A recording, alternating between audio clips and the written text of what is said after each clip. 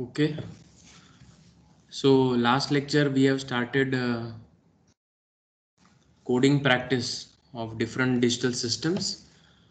So as mentioned last time, we have already done the VHDL modeling, synthesis and simulation of 4:1 mux. Then last time we did mux with enable. 3:8 decoder has been done before.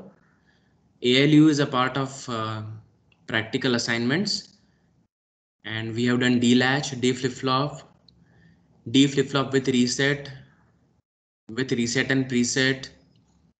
Also, we have modeled counters, 4-bit up down counters with asynchronous as well as synchronous reset and preset. And now our focus was on learning VHDL modeling using structural modeling style. So full adder using half adder as component was the example used to teach structural modeling style in the first place. And we have also done 16:1 using 4:1. We have also done 2:1 mux using SMS. And last lecture we started with 4:1 mux using 2:1. So today we are going to continue from where we left last time. So this is where we reached last time, and the reference which was used was this.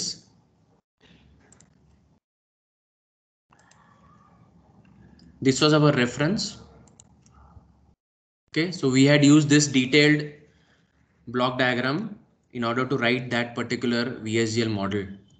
Okay, so library statements, then the parent entity. In the architecture of parent, we have created the component called mux21 with this signals. We defined one vector x 2-bit vector 0 to 1, and using this particular connection diagram we have written the port mapping and instantiation. So now last time when we synthesize this model, let us do it again.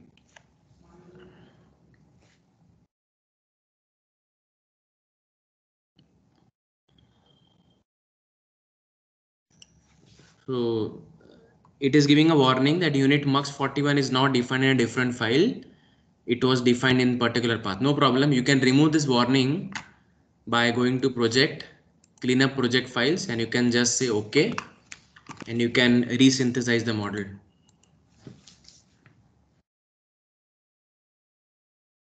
And we are seeing here it is giving 3 warnings, line number 31, 32 and 33, that is 1, 2 and 3.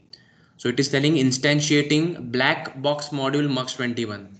So please carefully note that in the design window below the main VHDL model, it has created 3 rows, mux21 underscore 0 dash mux21 parenthesis. Similarly mux21 underscore 1 dash mux21 parenthesis, and similarly mux21 underscore 2.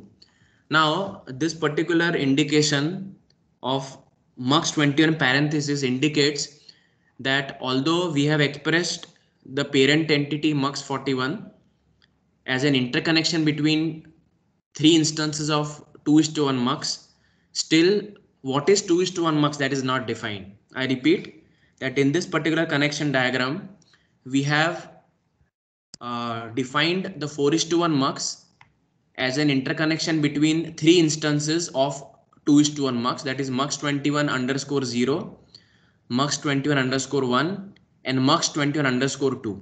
But we have not defined the behavior of the 2:1 mux. That is why the tool is actually putting a question mark. You see here it is putting a question mark here because it wants to tell that mux21 itself is not defined. So how do you resolve this problem? We have to write the LS, ED and AB pairs for the mux21.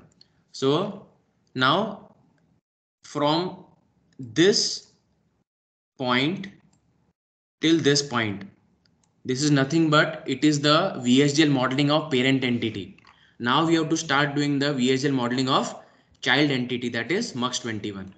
It will take not more than 5 minutes. The first and foremost thing you have to do, you have to copy the library statements and put them there. Okay. And then here I have to define the entity mux21. So whatever components you have defined in the parent entity, you have to define VHDL model, that is ls, ed and ab pairs for each and every component. So what I do is that I copy this particular construct and I paste it here, and I change it from component creation to entity declaration. Entity mux21 is, everything else remains the same, and then I will just say mux21. Okay, so this is the entity declaration of my component. Now ls and ed for the component mux21 are defined. Now I have to write the architecture body. So I can also copy this statement and paste it here, and then I can change the names from of mux21 plain mux21. Okay, so architecture name of entity name is, what I do is that I will put a begin, and then I will define mux, the sensitivity list. So all the signals, all the input signals which are defined in the entity declaration of component have to be written here. So en21, i21 and s21. So I will say en21, i21 and s21. These are the input signals of 2:1 mux, process begin, and I can use any modeling style we want. So obviously because we have used process, so it is behavioral modeling style, but we can use the constructs inside. I can use case, or I can also use if. So I will say if. Now here this is a multiplexer with enable, and if you see here in this connection diagram, the enable signal also goes to the en21 inputs of all three instances. So en is actually disabling the 4:1 mux by actually disabling the internal multiplexer instances. So I repeat that the enable signal is disabling the 4:1 mux by internally disabling the 2:1 multiplexer instance. So I will say here, if en21 equal to single tick 1, that means enabling, then I will say if s21 equal to 0, then I have to say the output of 2:1 mux should be assigned the first input, that is i21 bracket 0.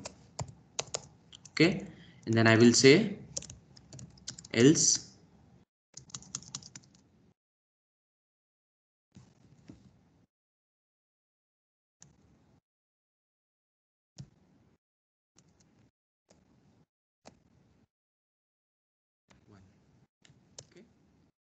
So this is how I have defined the behavior of a 2:1 mux. That is, if select line is 0, the first input should be assigned. If it is 1, second should be assigned, and I will say end if. And then here this particular construct will be executed only if en21 is equal to 1.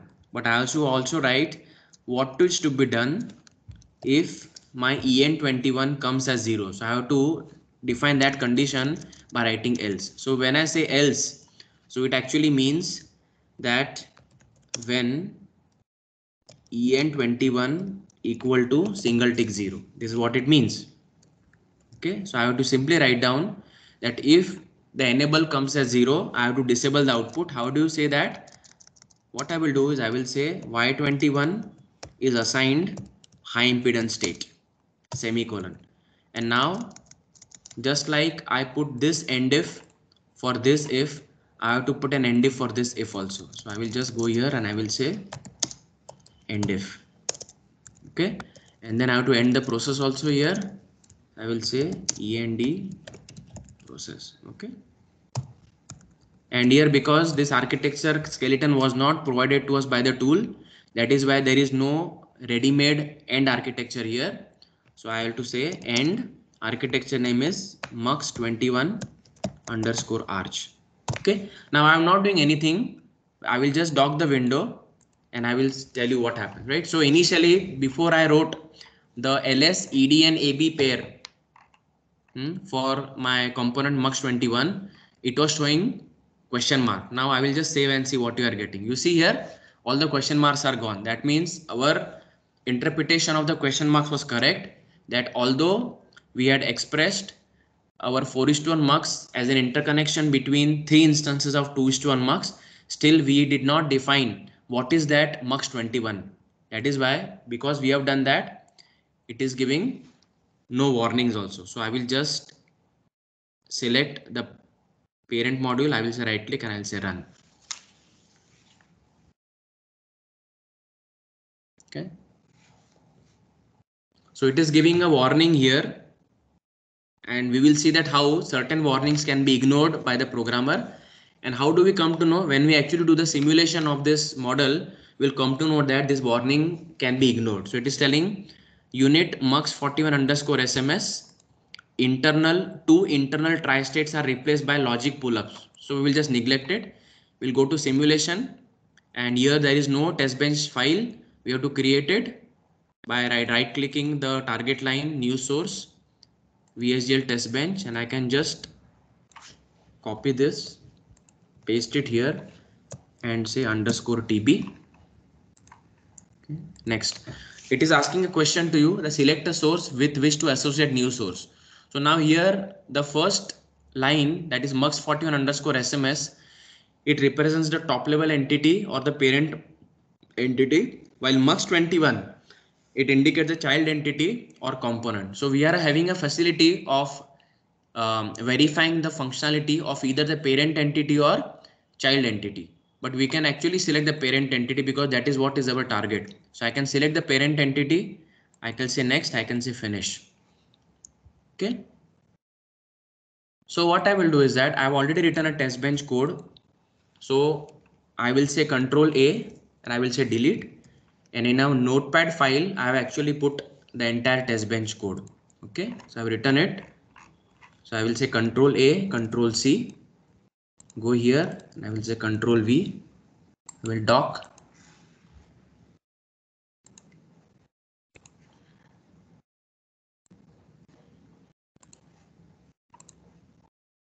save, and we see that in the design window, this is our top level entity. It is having three instances, and okay, so this is the top level entity, or we can say main module. I'm very sorry, it is not a top level entity, it is the main VHDL module, and this is the test bench module. So we are not supposed to select the main VHDL model and do check syntax and simulate. We are supposed to select the test bench VHDL module and say behavioral check syntax, and we can say simulate. Okay.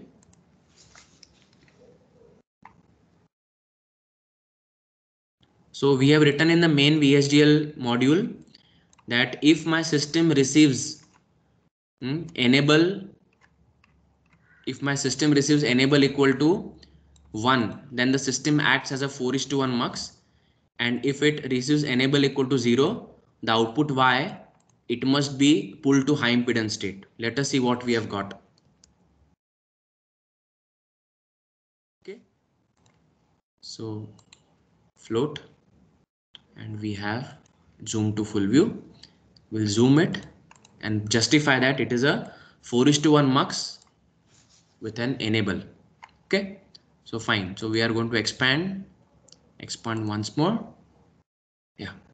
Okay, so initially enable is equal to 1. So enable is equal to 1 from 0 nanoseconds to 55 nanoseconds. So from 0 to 55 nanoseconds, because enable is 1 and my multiplexer is active I enable system, that is why it is acting as a multiplexer. So how we see here that till 55 nanoseconds system is enabled, and from 0 to 10 nanoseconds the select line is 0 1, so I bracket 0 is selected. So I bracket 0, I'm very sorry, from 0 to 10 nanoseconds select line is 0 1, so I bracket 1 is selected. I have selected the I bracket 1 signal, and I am also selecting the output signal by pressing control on the keyboard, and we are seeing here that I1 is coming out. From 10 nanoseconds to 20 nanoseconds, the select line is 1 0, so I bracket 2 is selected, and we are seeing here the I bracket 2 signal. So I bracket 2 is coming at the output from 10 to 20 nanoseconds. From 20 to 30 nanoseconds, select line is 1 1, I bracket 3 is selected, and we are seeing here how I bracket 3 is coming out. And from 30 to 40 nanoseconds, my select line is 0 0, I bracket 0 is selected.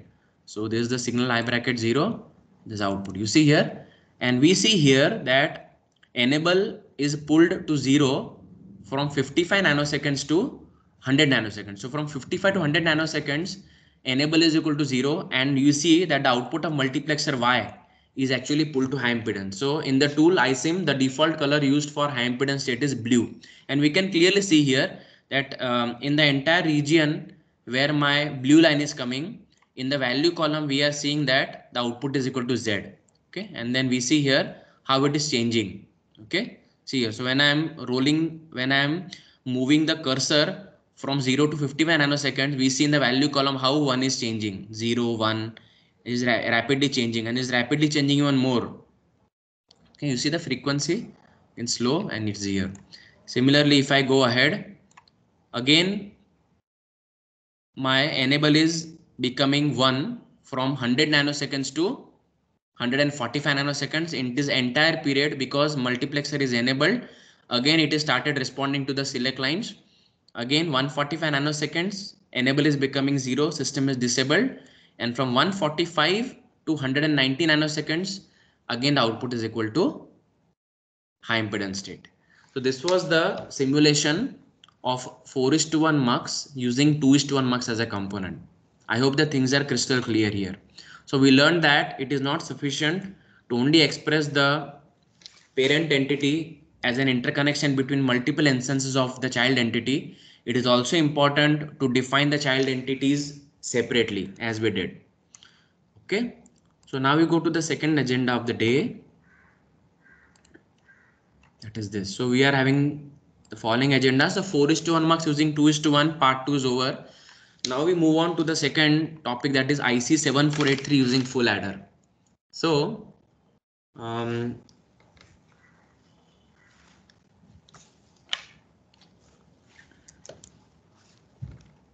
if you go back 2 years, that is second year of engineering, first semester, where you studied digital electronics.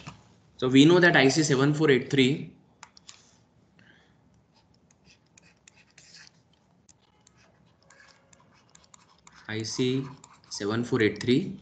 it is actually a 4-bit binary adder.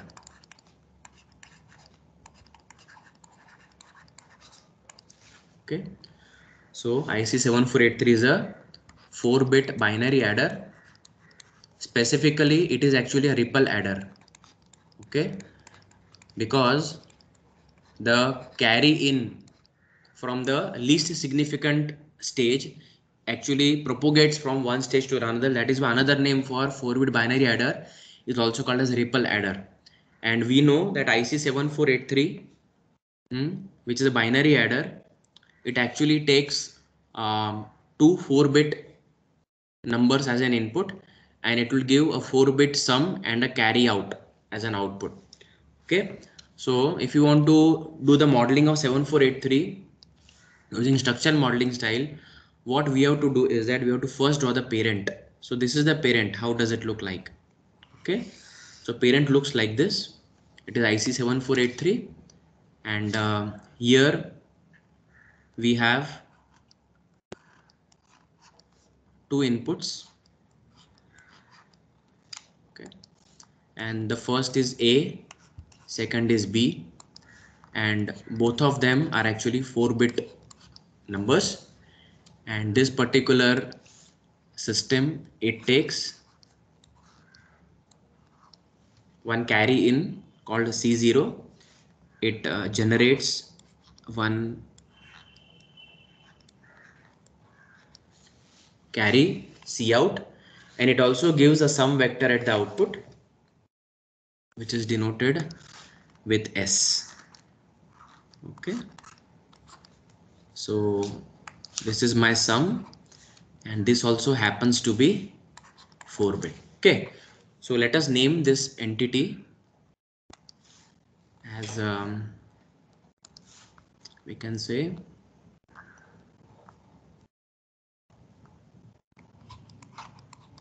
4-bit binary adder, because I cannot write down the numeral 4. So I can say that the name of my parent entity is FBBA. Now this is the block diagram of parent entity. It takes 1, 2, 3, 4 inputs, A, B, 3 inputs basically. It takes A and B as 4-bit numbers, C0 is the carry in, C out is carry, and S is the sum vector. Okay, now we have to go inside and see, understand that this 4-bit binary adder is actually a combination of 4 full adders. So from second year theory we know that this particular system, it is actually, it is a cascading of four full adders. Okay, so now we are interested in making the diagram, detailed connection diagram. So it is very easy, it will take less than 5 minutes. So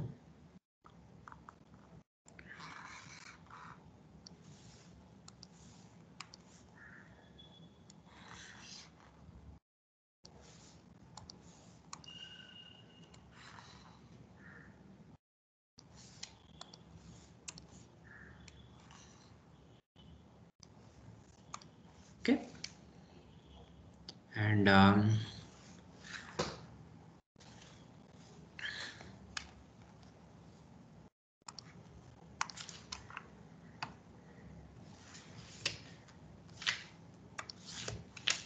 so this is the LSB stage and this is the MSB stage. That is why this full adder will add A0, B0 and C0. Okay, you know this, it's very simple. Okay, so it will accept A0 and B0 as inputs, and it will also take our C0. If you want, we can give the same color.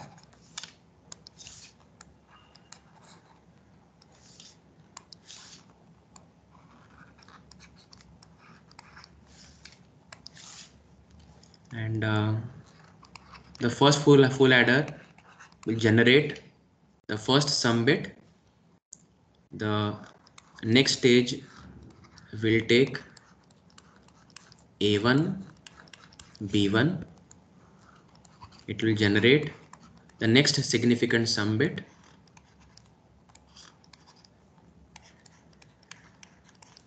The third will accept A2, B2, will generate S2. Similarly, the MSB stage will accept A3, B3. It will generate S bracket 3.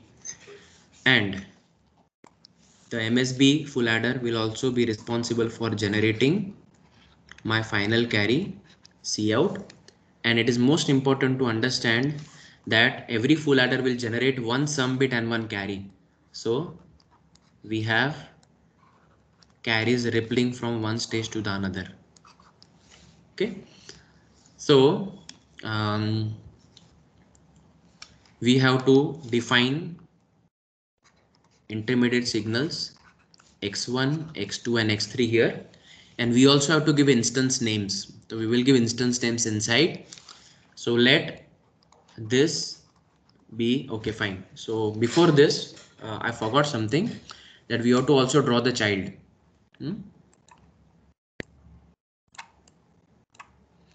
So we always draw the child entity besides the parent entity. So we will draw it now. We'll draw it smaller. Okay, this is my child, and as we told that for the child we write the entity name inside. Let the entity name be FA. So FA is the entity name for child, and this particular child will accept 3 inputs and will generate 2 outputs like this. Okay, let us give entity names here. So we can say that the inputs to the full adder are P, Q, and we can say CI, we can say SI, and this can be C, what can we say, CI, can say CC, that is carry of child. Okay, C and then small c. Okay, so our component takes 3 inputs P, Q, CI. The sum output is called as SI, and the carry output of the child is called as CC. Okay, so now we are in a position to give the instance names. So we have FA0, FA1, FA2, and FA3. Okay, so all homework for writing the VHDL model is over. Now we directly go to the tool and we will start modeling. Okay, so file, new project,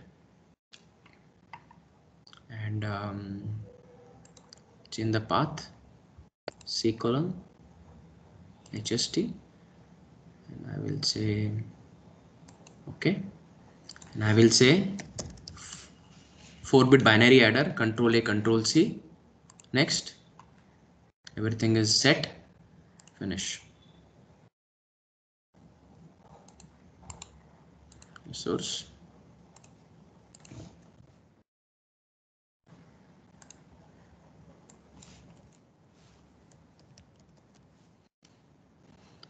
Here A, B, CO, S and C out.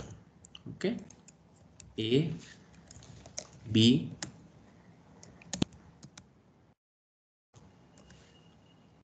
CO, or we can say C in. Okay, so we will change this now.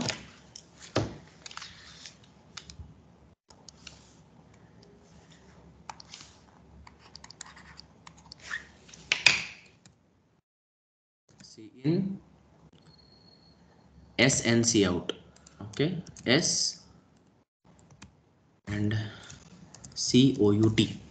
Okay, and A will be bus 3, B will be 4-bit, C in is single, S will be again be 4-bit, C out is this. Okay, so S is out, C out is also out. We say next, say finish. Okay, so go here,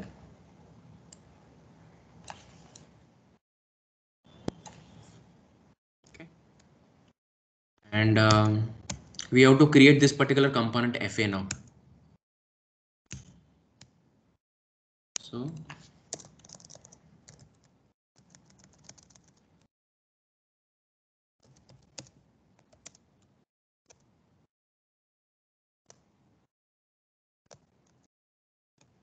my particular system has P, Q, CI as the inputs. So I will say P, comma Q, comma CI, CI. All of them are of the type in, and their data type is standard underscore logic. And I have 2 outputs here for FA, CC and SI. So I will give sum and carry in the order. SI, comma CC, SI, comma C, small c, and they are of the type output OUT standard underscore logic. In the last signal, we will not put a semicolon there. I will just say end component. Okay, so now component is defined. Now we will define the intermediate signals x1, x2 and x3. So here we go and you say signal x1, comma x2, comma x3, colon standard underscore logic. Okay, so declaration part is over. I'll go to the logic part and I start doing component instantiation and port mapping. Okay, so as I told you that we have to create 4 instances, FA0, FA1, FA2 and FA3. So we will go here and we will say first instance name FA0 space colon space the component name, and I'll say port map. Okay, and now this is how you should do. Okay, so I will zoom in and we are seeing here that FA0 has inputs A0 and B0, right? So this is how you write. So you can do this homework also. So P, Q, CI, CC, SI. P, Q, CI, CC, SI. P, Q, CI, CC, SI. P, Q, CI, CI, CC and SI. Now it becomes very easy. How to read this? Now I am going to do the port mapping for the first instance FA0, and we see here what is the order of the signals. It is P, Q, CI, SI and CC. So you see here. So P, Q, CI, SI and CC. So I can just write down A0, B0, C0, S0, X1. Similarly for FA1, what I will write? A1, B1, X1, SI, S1, X2. For FA2, I'll write down A2, B2, X2, S2, X3. For FA3, I'll write down A3, B3, X3, S3, C out. So simple. Okay. A0, B0, C0. Okay. So just write down here A0,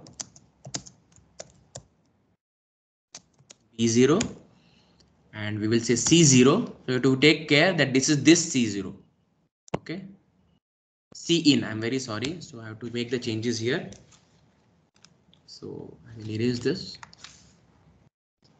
I will have to write down C in here.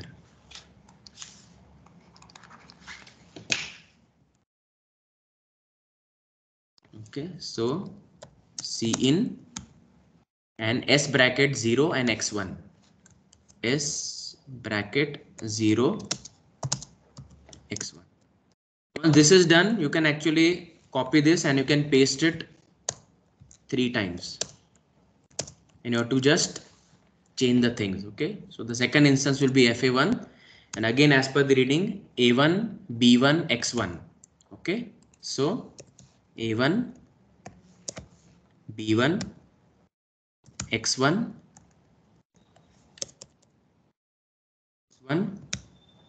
output is S1 and then it is X2. Similarly, go down and make the instance as F2, FA2, A2, B2, X2, A2, B2, X2, S2, X3.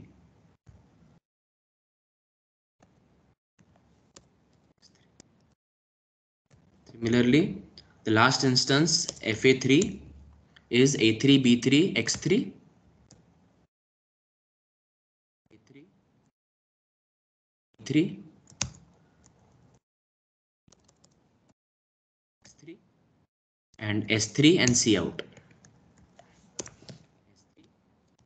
And C out is this thing. Okay, this C out is to be there. The final carry out of the system. You can see.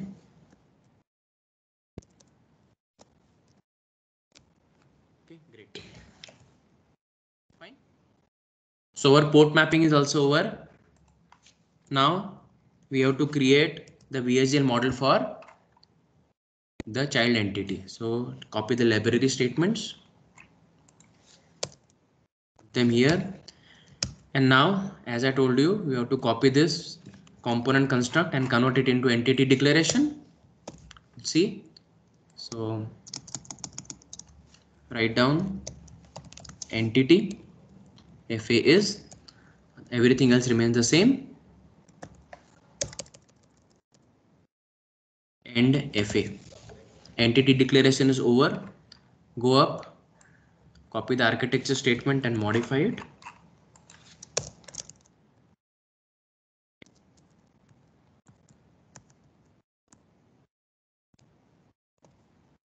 Just say FA underscore arch of FA is, and you can say begin, and then you can use data flow modeling style. We know that the sum output SI of a full adder is an XORing between the three inputs. I can say P XOR Q XOR CI, and the carry output of a full adder, that is CC, is actually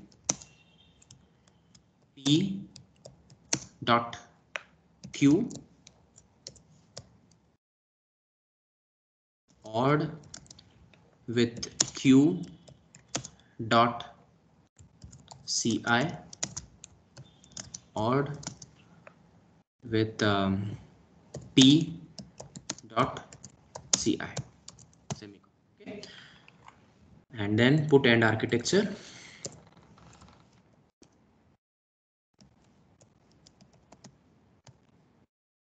Okay. So I feel it's P XOR Q XOR, so A XOR B XOR C, A dot B odd with B dot C odd with A dot C. Yeah, true. So at least I feel that our modeling is over.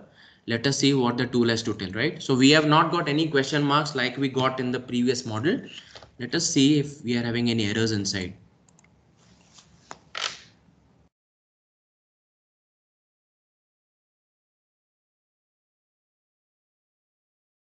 Great. So let us see. So please carefully see that in our notes, we have expressed this particular 4-bit binary adder as a cascading between 4 full adders. Let us see what our tool has to say. You see here inside.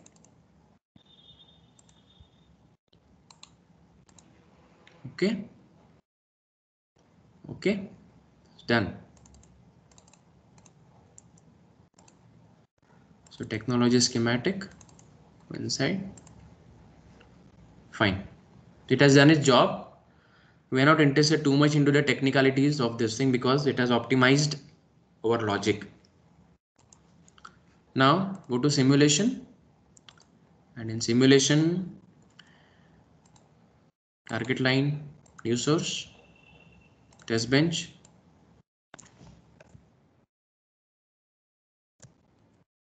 GB. We do not want to simulate the child, we want to simulate the parent. So select the first one, say finish.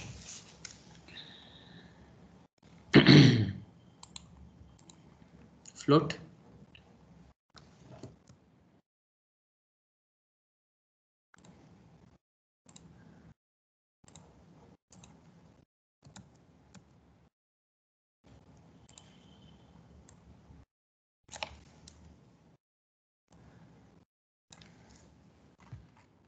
We don't want the clock. Our system is an unclocked system.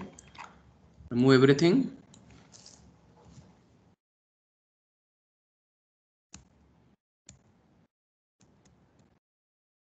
What we will do is that to our test bench we will give this thing. Okay, we'll give a equal to 0010, that is it actually 2 decimal. We'll give b equal to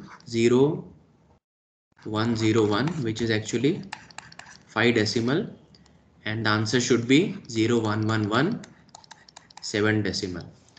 Now we also want to see if the carry is generated. So in another case, what we will do, we will keep a as 0101 and we will keep b as 1010. So we know that this should actually be, so this is 5 and this is actually 10.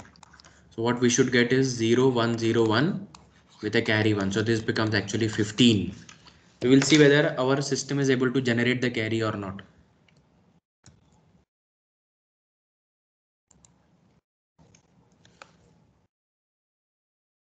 So I will initialize A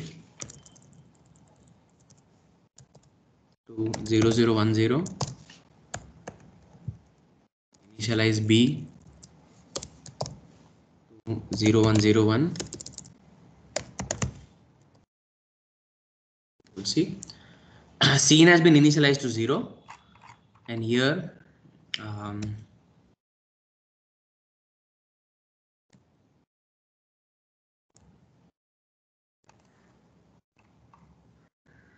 okay. In fact, there is no process to be written at all. Fine. So I can say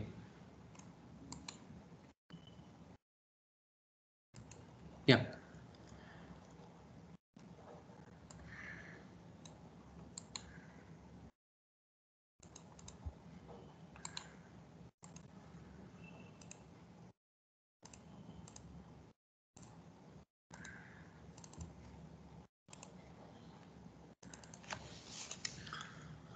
We are interested to see if my system is adding 2 and 3 to give 2 and 5 to give sum as 1. Okay, so here we are, simulation is done, and we see here that C out is 0 and sum is 7. Okay, so what we will do is that we will change the radix of all the signals, and we will say radix hexadecimal. Okay, so 2 plus 5 equal to 7. Is everybody able to see? The system is actually adding 2 plus 5 equal to 7. Now we want to see if my system is also considering carry. Okay, so it is like this. So my system is A, B, and it is basically having this thing. So this is my system basically. It's a 4-bit binary adder, but it is also considering Cin.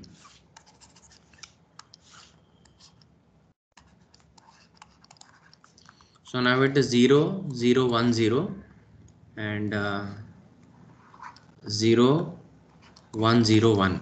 And if I give carry as 1, okay. So if I give carry as 0, it is going to give me 0, 1, 1, 1 with a carry 0.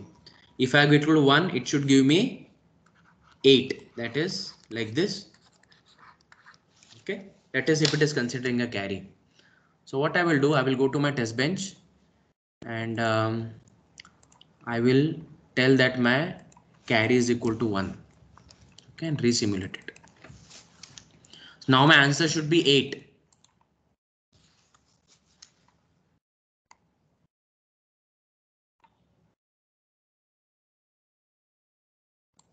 Okay, let us see. So again,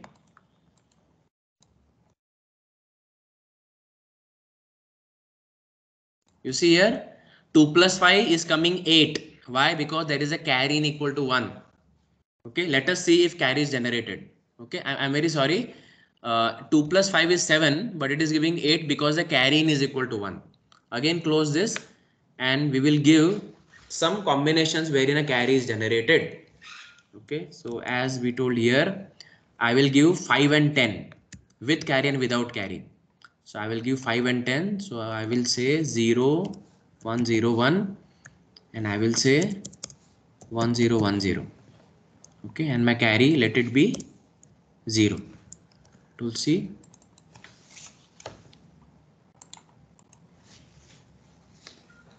So I'm expecting this result.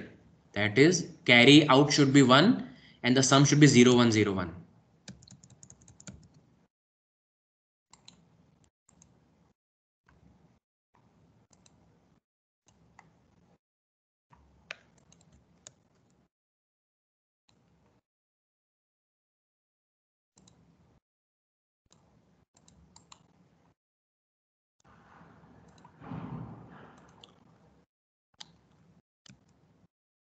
Nobody pointed out that what I've done is wrong.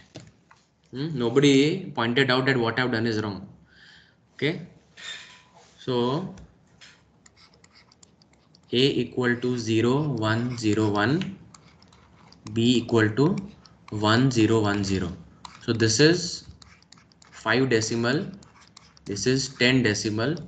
What I should get is 15 decimal. So 1 plus 0, 1 with a carry 0, 1 carry 0, 1 with a carry 0, 1. Okay.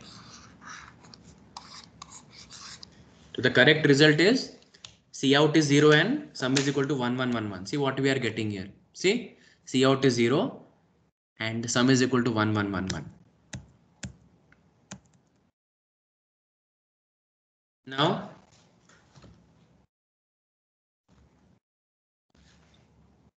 who can tell me which is the smallest 5-bit number?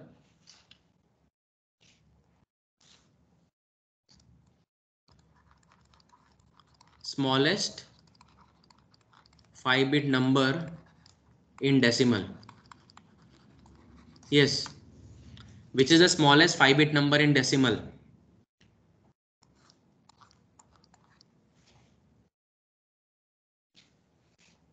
Yes. So 16. 16. Correct.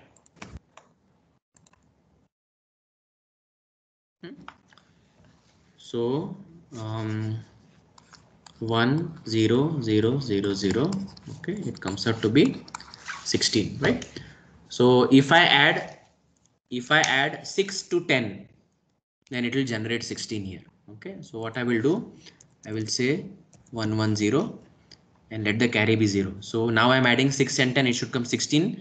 The sum vector should be 0 0 0 0 and carry out should be 1. Let us see if we are getting that.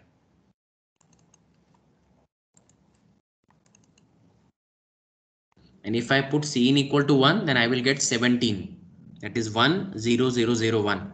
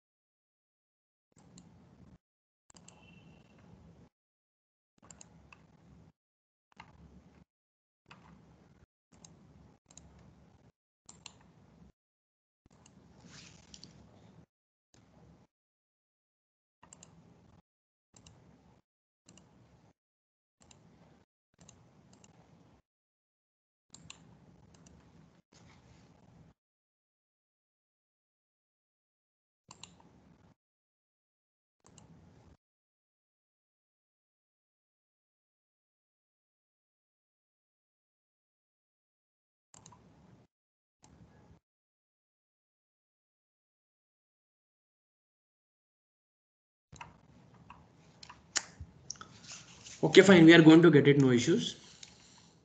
Okay. Fine. So we completed this thing. We complete this thing. Now we come to this thing. Okay. So we'll just discuss what is the block diagram of 3-bit asynchronous counter.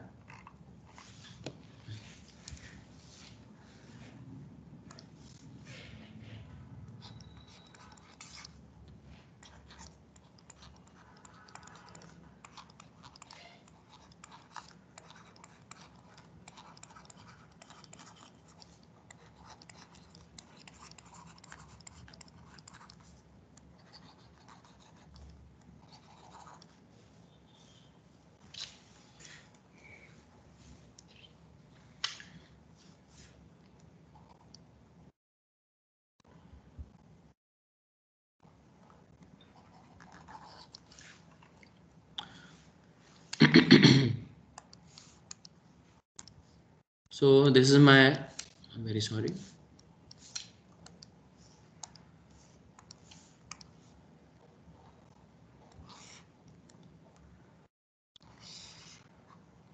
Okay. This is my asynchronous counter. Means it's a counter basically. So we see here that because it is a 3-bit counter, the output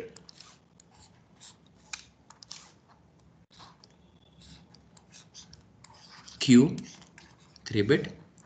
Let us assume that it is a negative edge triggered clock, and let us also assume that it is having a reset and a preset.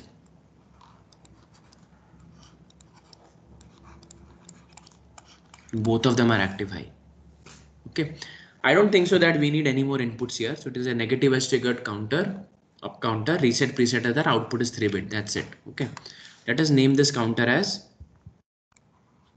CNTR3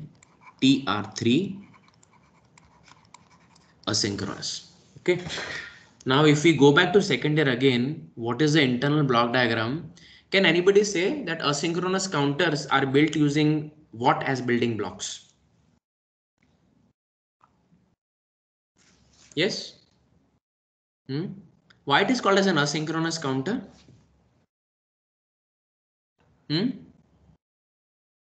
Because of irrespective of Your voice is breaking. Please repeat again.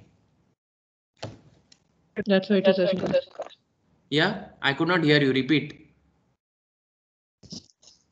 Sir, irrespective of reset and preset can reset or reset the value of counter. No. I think so. You are repeating the definition of asynchronous reset preset. I'm not asking you what is the meaning of asynchronous reset preset. I'm asking you what is the meaning of asynchronous up counter.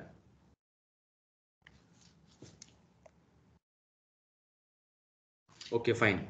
It's 2 years. I'll explain. Okay. So basically asynchronous counters are made up of T flip-flops. Okay. 1, 2, one more. Okay. So each of the block which I have drawn here is actually a T flip-flop. Okay. And that is why I can say that my child entity here is actually a T flip-flop. Okay, this is my child. So this is a T flip-flop. And you know that T flip-flop is a... Pardon? I remember what is it. Can I answer it? Yeah, tell me. The output of previous flip flop is given to the input of next flip flop. Correct. One more meaning, that is a connection, but it is called asynchronous because all the T flip-flops are not clocked by the system clock. Only the LSB flip-flop gets the system clock. That is why it is like that. Okay. So yes, your definition is correct. So this is a T flip-flop, and as we know that this T flip-flop takes one input, that is T, and this input is always tied to VCC. Okay. And when the T input of a T flip-flop is tied to VCC, at the output we get toggling. So we can say this is QT. Okay. So and this can also have reset and presets as before. Okay. So this can also have R and P, right? So I'm not giving RST and PR because RST, PR are the reset preset inputs of the parent entity. So R and P are the reset preset inputs of the child, and there is an input T and there is a QT. Okay. And then yes, this will also have a clock inside. Okay. But we will name that this is named as CT. That is a clock of T flip-flop. QT is the output Q of the T flip-flop. Capital T is the input and R and P are the inputs, right? And the truth table of T flip-flop goes like this. That the first is actually clock, second is T, and this is QN plus 1, next state. So, okay, then we also have to put reset and preset also here, right? Okay, so here we have R, P, CLK, T, and the next state Qn plus 1.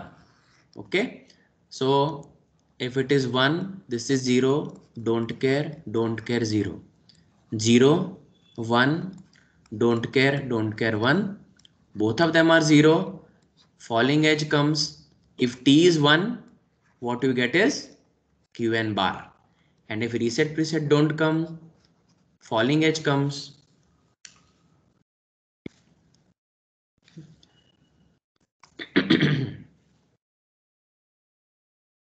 if falling edge comes,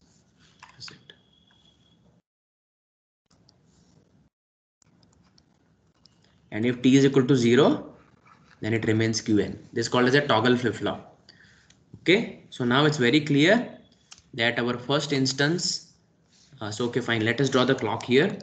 So my system clock will hit the LSB. Okay, so this is the LSB flop, this is the MSB flop. So the system clock hits the clock input of LSB flop. Let the name be T0, second instance T1, third instance T2. Now what we will do is that we will write RP, reset, preset, reset, preset. Okay, and we have to tie the resets of all three instances and give it to the system's reset. Similarly, I have to tie the preset inputs of all three instances and I have to tie it to the PR of this. Okay, so now as you told, now this is QT. So here let me write QT here. So the outputs of individual T flip-flops.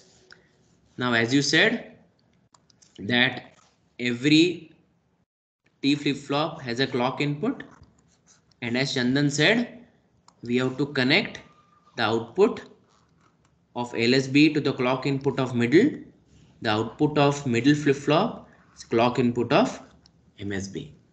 Okay, and our outputs will be like this. It will be Q bracket 0, Q bracket 1, and this will be Q bracket 2. Okay, so now we have mapped. So we have done the mapping now. Okay, so clock is here, reset is here, preset of master is here, and okay, yeah, something I forgot to write. This will be my CT, clock inputs. And yes, as I told you that you have to define intermediate signals, you can define x1 because it is connecting, you can define as x2. Okay. Now this seems to be very easy, but it is not that easy, because please understand why. Yeah, T is we do not discuss about T. So we see here, so we have mapped RPQT. So RPQT RPQT RPQT and CT, but we have not written T here. So T's are remaining now. So T, T and T. So we have to tie all of them and we have to connect it to VCC.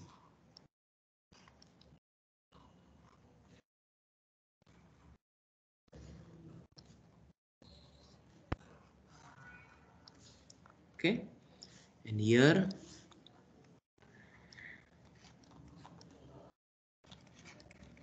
now this is a new thing. We have never discussed that how to connect the inputs in structural modeling style to VCC or ground. Okay, that we'll discuss next time. Okay, so this will be our starting point for tomorrow's session, whenever it is, and we will. It's very interesting. Okay, it's very interesting. Okay, fine. So tomorrow we are going to complete 3-bit asynchronous counter and also complete the remaining 2 modules system, that is logic gates using multiplexer and NOT gate using NAND NOR. So this logic gate using multiplexer and NOT gate is very simple. It will take hardly 10 to 15 minutes, but we have to spend some time for 3-bit asynchronous counter. Okay, so that was all from my side.